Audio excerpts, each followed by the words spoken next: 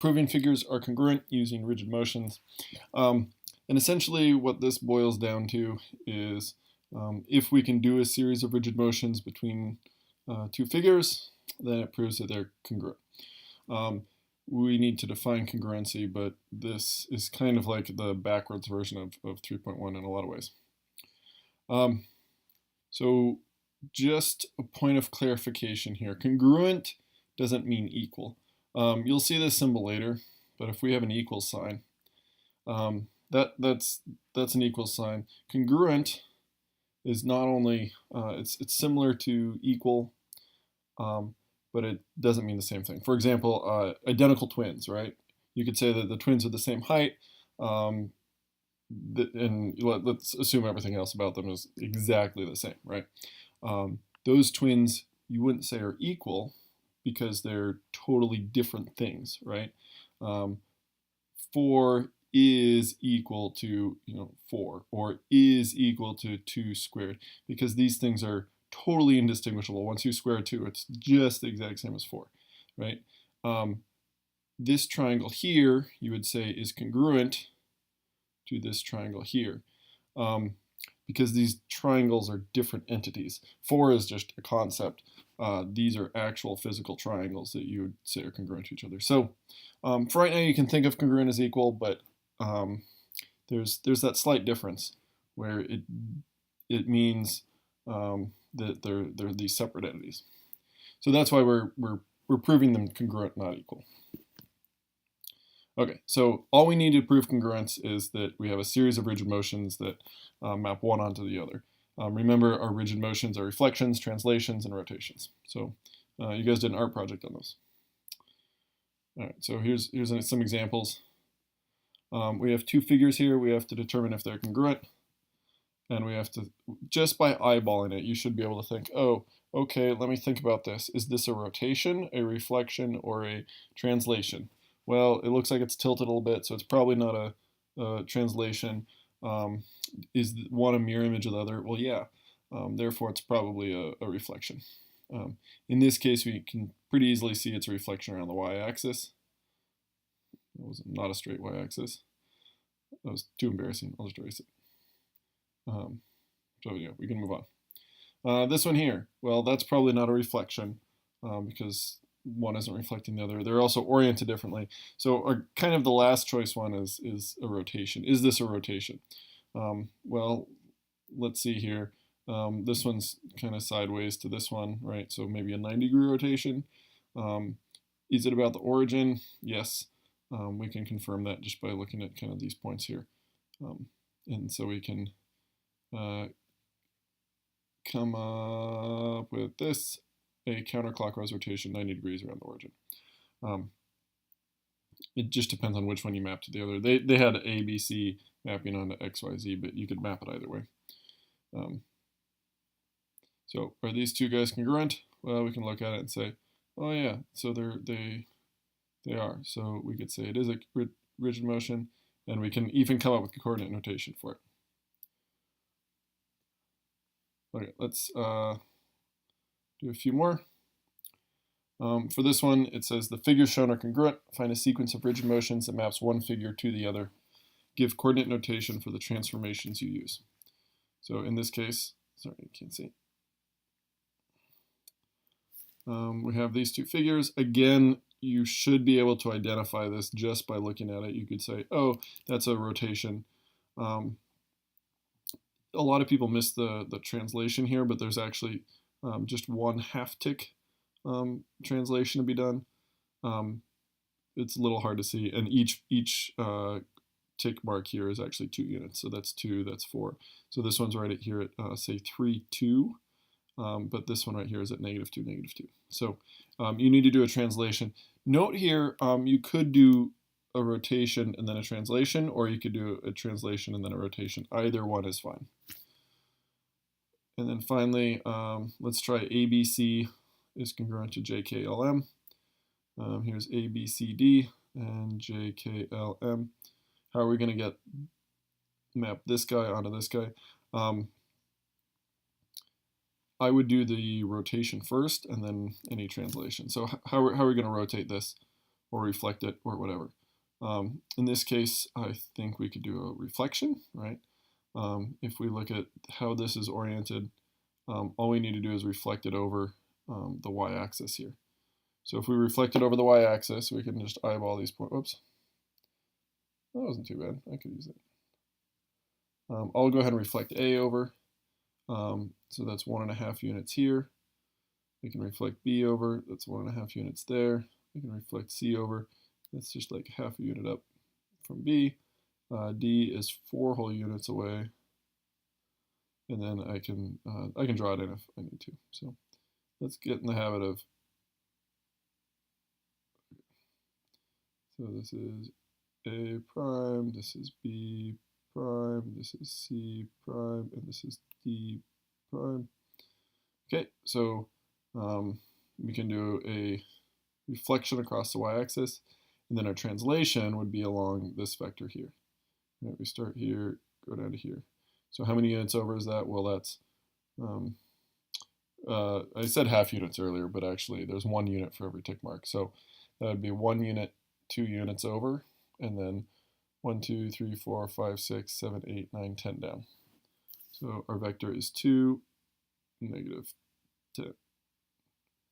Or if you were to write it in coordinate notation, it'd be x, y becomes x plus 2, y minus 10. Let's see what they say. And they may come up with something different. There are many right answers for a lot of these. Oh, reflect that, do a translation, a reflection. So reflection is just, I didn't write this one down, but we make the x negative. And then this one, we do x plus 2 this time. Yay, I got it mostly right. See if you can do 4, 5, and 6 here. So pause.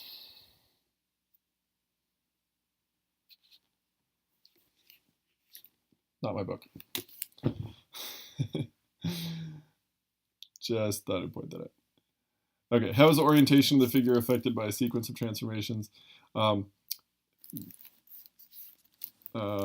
rotations and reflections change the orientation. Translations don't. So they define orientation a little bit differently. Theirs is more toward like chirality, like the order of the letters as you go around clockwise versus counterclockwise. I would define it just as how it's positioned in space relative to up, down, northwest. Up, down, northwest. Up, down, left, right. This one, the figures shown are congruent. Find a sequence of rigid motions that map one figure to the other. Give coordinate notation for the transformations you use. So we got to map this guy down here. We'll flip over the x-axis and translate. This guy over here, really pretty hard actually. One trick that I found for this is to kind of like label the sides here, right? So we'll pick the short side is this one, and then we'll short side is this one. And I'm using color here. If you have highlighters, go for it. This opposite short side is here. This opposite short side is here. There's a long side that's here. There's a long side that's here. And now it's a little easier just to get a kind of visual picture of what's happening because we've kind of color coded these sides. Before it would just kind of look like a blob and it was hard to see if it was rotating or not. But this way we can clearly see like maybe a 180-degree rotation.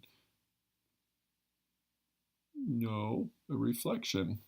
Yeah, we can clearly see it's a reflection, not a rotation. So, yeah.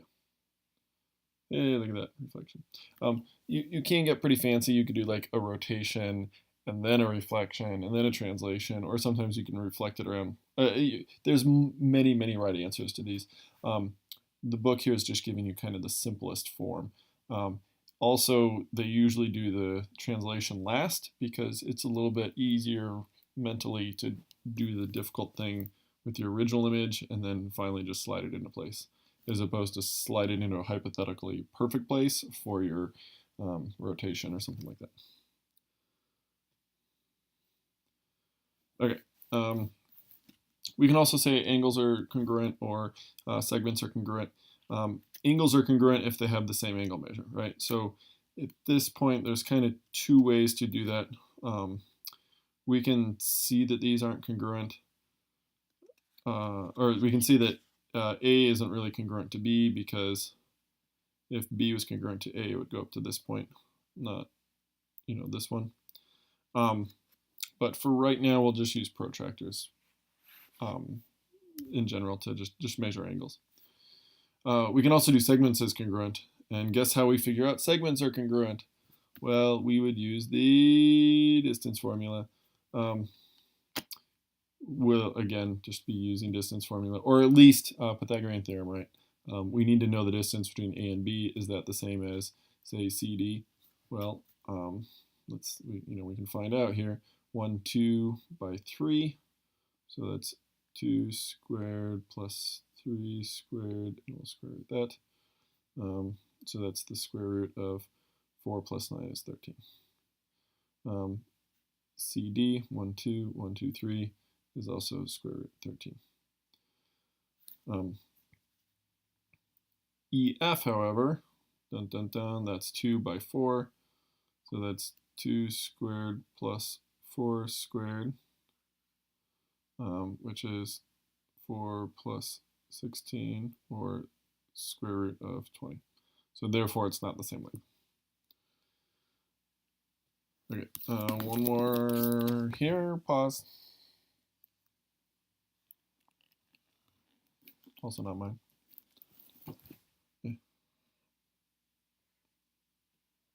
Okay, determine which segments and which angles are congruent. Describe transformations that can be used to show congruence. Essentially, we have to do a bunch of distance formulas for these ones, find all the lengths. Let's go ahead and do it real quick. This is a skill, like I said, you'll do over and over again. This one is 2 by 4, so we did that one. 2 squared is 4, plus 4 squared is 16, so this is square root 20. This one here, we'll do this one. This one is 1, 2, 3, 4, 5 by 2. So if I were to do that with Pythagorean theorem, I'll slow down and go over the steps.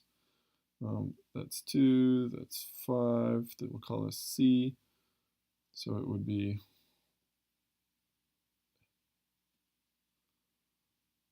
it would be 5 squared plus 2 squared equals c squared. 5 squared is 25 plus 4 equals c squared. So 29 equals c squared, or c equals the square root of 29. So square root 29 for that one. We'll do GH, that's 1, 2, 3, 4, 5 over and 2 down. So it's going to be the same thing as this, 5 over, 2 down, square root 29, root 29. Just because they have the exact same dimensions, like over and down or up and over or something like that, they will be the same length, but just because they have different dimensions doesn't mean they won't be the same length. Just got to warn you there. Okay, and then finally, this guy, 1, 2, 3, 4 and a half. So that's why we're checking all of them. This is 4.5, 4.5. This is 1, 2, 3, plus 3 squared. So my brain can't calculate that one. So yeah, it's the square root of some decimal. What's 4.5 squared? 16 plus half of 18.25. Am I just way off of that? Oh, I am, aren't I? No, it's something else.